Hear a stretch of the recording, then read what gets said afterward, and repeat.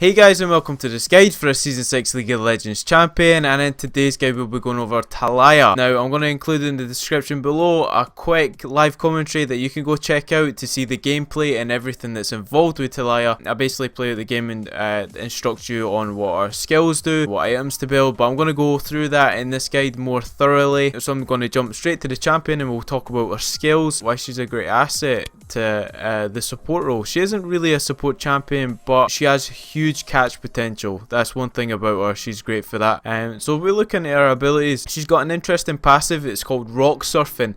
Taliyah gains movement speed near walls, so this is any hard terrain on the edge of the map. You gain movement speed that's relatively good for getting back to lane. It's like a mini home guard, basically really straightforward. Movement speed passive, that's all that there is really to talk about. She jumps on her little surfboard there, she makes her way back to lane.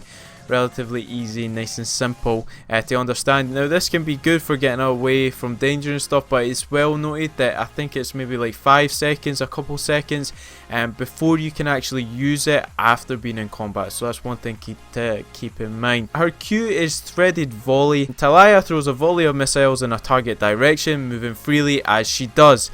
This works the ground below her. If Taliyah casts threaded volley on worked ground, she only throws one missile. Now this is another thing to note. You gain worked ground anytime that you use this. This is basically a piece of ground that surrounds Taliyah. Basically you'll not get your volleys off. You'll not get that amount of attack speed with the rest of the missiles that come out of this skill. You only get one if you cast on work ground, as it says right there. If you watch my live commentary, I talk about that. It shows you the work ground. It shows you once you cast it what happens, and if you cast it on it, I'm pretty sure it reduces the mana cost if it lands on an enemy target. This was also recently buffed to do extra damage to minion waves, so this is especially good if the ADC isn't in lane. You can clear the wave. Same with if people are sieging down mid lane, sieging top lane, and you need to clear the minion wave relatively fast. Taliyah is really good for that as well. Differentiating between Taliyah and Taliyah, you know, it's give or take. You can either go for either one, it doesn't really matter on how you say her name. W is seismic shove. Taliyah causes an area of ground to erupt and throws enemies within a direction of her choosing. So I'll let this one play out. This is for great catch potential. This is what makes Taliyah a really good support champion. As you can see, cast it on Azir, then you point the direction in order for Azir to be cast towards.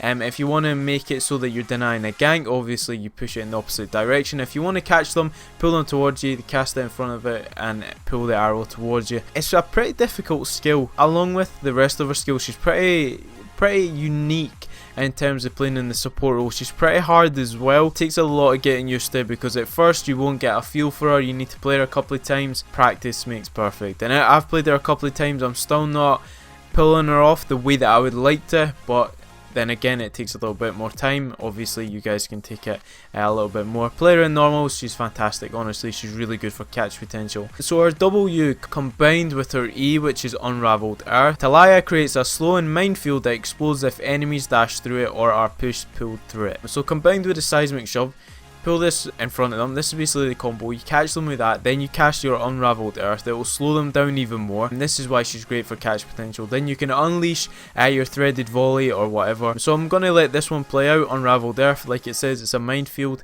It slows the enemy down once they're pulled onto it or they dash through it. So it does that initial damage,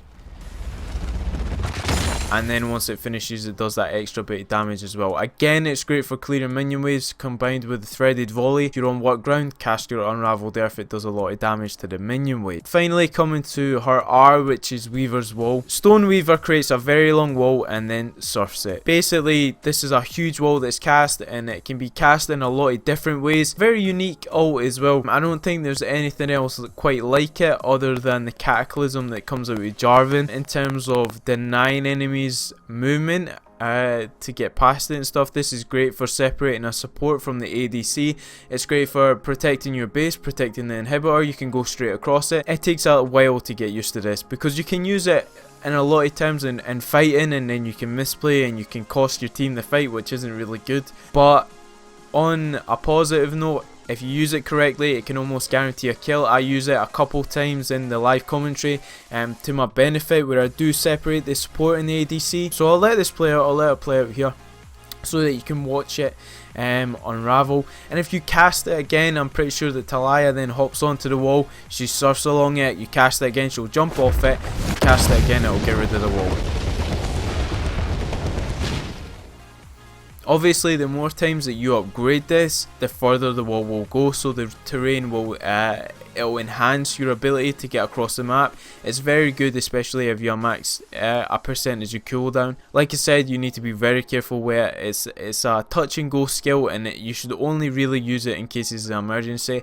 Other than that, I think the rest of Taliyah's skills are excellent. In terms of maxing stuff, now I'd probably start with my threaded volley. It depends what type of lane you're on. If you're on against a Nautilus, she's great for countering against him. If he gets onto your ADC, you start your seismic shove, and then that'll get him off your ADC, so you're denying that melee space. So I'll probably start with Q. Then I would go into W, then E. Other than that, if you want to start seismic shove, you can WQE. You continue maxing your threaded volley, then you max your seismic shove, and finally unraveled earth. Basically, you want to get as much damage, as much minion wave clear, because that's where utility lays, and obviously you want the seismic shove so that you can get that catch and get that on lowest cooldown as possible. Obviously, her Weaver's Wool you will upgrade every chance that you get, because that's our most important skill. So just a final recap, that's Q, W, E and R every time that you have a chance to put a point in that. So that is our skills, and I'm going to go and talk about her masteries now. Like I said, if you still have any questions on her, let me know in the comments below, and I'll get back to you and try and answer as best I can. For the masteries, yeah, this is the one here. So this is a mastery page I'd go on Taliyah. Basically, you're going 0, 18 and 12. So you're getting that Thunderlord's Decree, as you can notice straight away there. You're not really going for a tanky build. You will gain tank stats as the game goes on. It depends your type of build, obviously, but I'm just going to go into it. So in Cunning, you got Wanderer because you want that movement speed out of combat. It also enhances your passive as well, so it ties in and makes you even that just a little bit more quicker. You've got Secret Stash in there. It obviously helps with your potions, 10% more. Meditation is there because you want to regenerate that mana, as well as work ground, and you can cast your missiles. It'll enhance that even more, so you'll get a little bit more sustain out of Taliyah, because she does eat up mana quite a bit, especially if you're using your seismic shove for disengage or engage. It's important to regenerate that mana. Bandit is there because that's going to be your main source of income. Obviously, that's very much key on champions like Taliyah. Intelligence is there because I mentioned the cooldown reduction cap is important to get on her as well. You get your skills off more quickly, you get your ultimate on a lower cast as well, so it's pretty much starting the game with 5%. And Thunderlord's Decree is there for it's great for your Q. You can unleash all those missiles, and then your third one will proc your Thunderlord's Decree, so it's pretty good for damage in terms of that. Going into the resolve tree, I focused on the health here because you really want that sustain. So the more you can sustain in the lane, other than having resistances, is probably beneficiary for a Taliyah support. So you got your recovery there, and then you've got your tough skin, because if you want to do catch potential, you'll take less, well, I should say you'll take more aggro from the minions. So then if you have tough skin, you're not going to take that much. And also leading into veteran scars. People always tell me, what's the difference between starting runic armor and veteran scars? Veteran scars gives you that initial start in health, which is key. Talking in terms of runic armor, this sort of helps you the later the game goes on. Personally, I like to win that early level. If you can snowball the game early, you're not going to have a problem late game. There's no need for runic armor, especially on Taliyah. The only champions you look for that on is like Nautilus and stuff like that. I'm not going to go too much into that, but that is basically, there's a big debate between that, and either or is pretty good. But this term in this guide, veteran scars on Taliyah. Insight is there because you want your reduction on your summoner spells, because that is key as well on Taliyah. Your flash and your seismic shove into your E is very much key to catching people as well. Also, you'll have your whether it's an ignite or an exhaust. I prefer exhaust because then you have even more catch potential and kill potential in that. Like I said, you can work out the masters yourself. If you want to go tank Taliyah, feel free. You've also got your strength ages there. You got your bond of stone if you're going total tank masteries, and runes as well. But I think she's sort of like Lulu. You want to progressively use her poke to your advantage, because she's fantastic at that. The later the game goes on, great for catch potential. So that is the masteries. Any questions, let me know and I'll answer them as best I can. Into the runes now, so it's not that page. This is a page use for Taliyah. Now it's a very damage orientated build as well, as it's got flat resistances in there as well. 9 Mark of Magic Pen reds into 9 Seal of Armor yellows into 9 Glitz of Magic Resist blues, and then you've got your quintessences of ability power. Now you can change them out if you feel as though you're not that comfortable with that. Change it out and start flat armor, so that you've only got, let's see, so that you're starting off like this. That's perfectly fine as well. Now, personally, I prefer to start with the ability power. Again, you're trying to snowball the early game with her, because the later the game goes on, she does fall off in terms of other supports who are really good. So I'd probably progressively try to win that early game into the mid game, and then hopefully by that time the mid games came around, your team's so far ahead that you're going to win the game very quickly. Like I said, again, rune pages are there for your discretion. You can make them as best as you can. You can make them to your own playstyle. You can put movement speed in there. Anything else, probably maybe scaling as well, if you do want to make her go and scale into the late game. If you're going against a, I don't know, if you're going against a really scaly team like a Zac, Nasus, people like that, then of course stick some scaling in there, and you won't do as good in the early game, but again, you'll do really well once it goes to that late game, because you'll be so tanky. But like I said, player like Lulu, you want to utilize the poke, and then after that the snowball effect should come through. If you want to change it up, or you have an alternative, let me know about it. I'll be happy to take some tips myself, because she's a new champion in the league and not many people know how to play her, surprisingly. I already have a custom set up here, and the only thing that I did leave out was Rod of Ages. And I'll go into that once I get to it. It's relatively straightforward in the starting items. You're going to start with that Frost Queens, because that is probably the best starting option for Taliyah. If you don't think that you can get a lot of poke off, then it's probably worth your while starting Ancient Coin, because then you'll have the mana regen, you'll have the talisman active. Or if you don't want a talisman active, you can go into the Sightstone upgrade, which is Ireosis. That's perfectly fine as well. And obviously you want to build Sightstone as well. Rylai's Crystal Scepter is in the starting items, because this is your core. This is what I base my build around. This is great for tankiness. It's great for catching people. So it's about playing around that catch potential with her. You're always going to want to focus on that, whether it's a slow from Rylai's or your combo. It's always going to be great.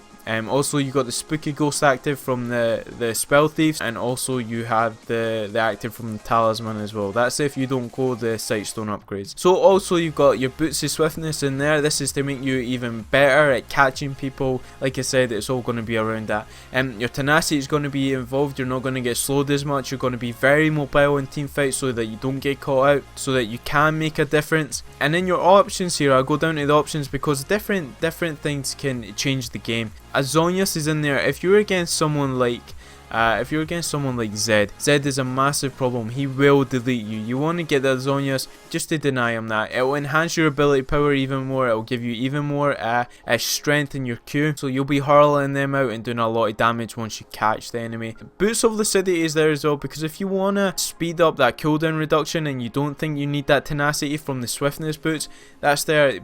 Pick them up. It is equally as good on Taliyah, depending on the enemy team comp. Mikael's Crucible is there because it gets you out of tight situations. The active is very key to getting your ADC out of sticky situations. Gives you the 10% cooldown reduction as well, so any item that gives cooldown reduction is perfect for Taliyah. You want to maximize that cooldown reduction cap as quick as you can. Banshee's Veil is there again if you're against an AP mid laner that's going to delete you. If you're against like a Blitzcrank, someone like that, passive from Banshees will help you. And then again, you get the base health regeneration as well. It's very good on Taliyah, another item to watch out. It's pretty selfish, but it will keep you alive longer. And so Binary Command is there because again, it utilizes everything that Taliyah is built upon. It gives you that siege potential, and you can protect your siege minion because of your Q. Again, your E as well, you can protect the siege minion at all costs. Again, it gives you the cooldown reduction 10%. Again, that's so between that and Mikael's, that's 20%.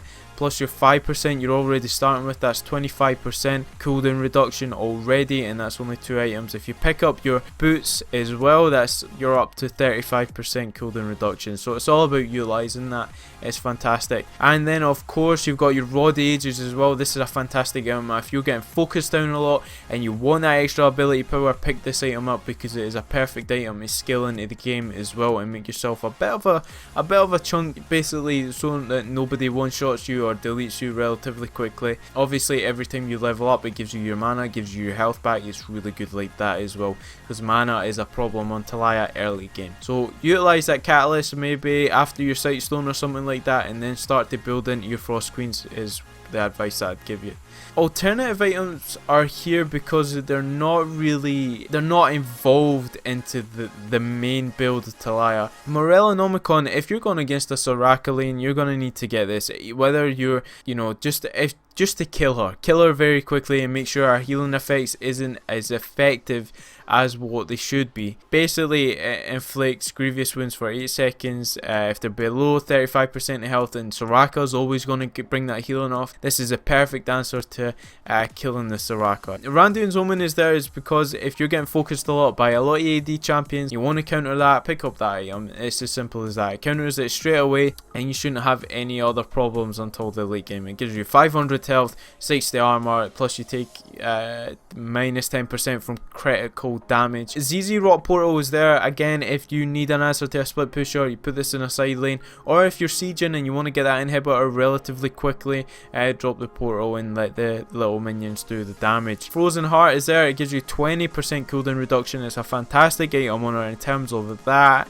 However, I just feel as though there's more items that can be applied on Taliyah to enhance her abilities in the game other than Frozen Heart. This is totally my preference. If you decide you want Frozen Heart, pick Frozen Heart up. It's a really good item. In fact, it's a good enough item that I would include it in the options for her initial build. Abyssal Scepter is there. This is if you're needing the extra damage.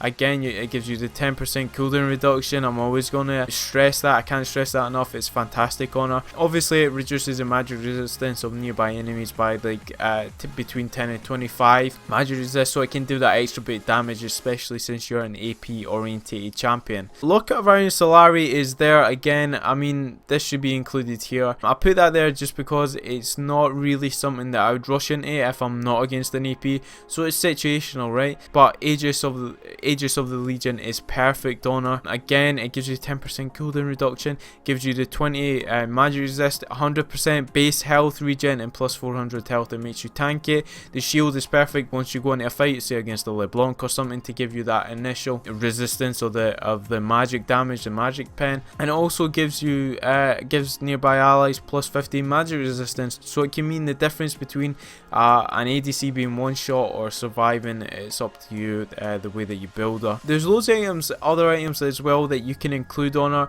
but these are the ones that I've experimented with, and these are the ones that I would recommend. So that's it. This has been my Taliyah guide, guys. Thank you for watching. Like I said, you got any comments about this, about the build, about the Masteries, runes, etc., even how you play her, let me know and I'll take a look, and I'd love to see, because she's still a new champion to me. I'm still learning, and that's it. If you did like this guide, leave a like, guys. It's much appreciated and it helps me out. So thank you once again, and I shall see you in the next one.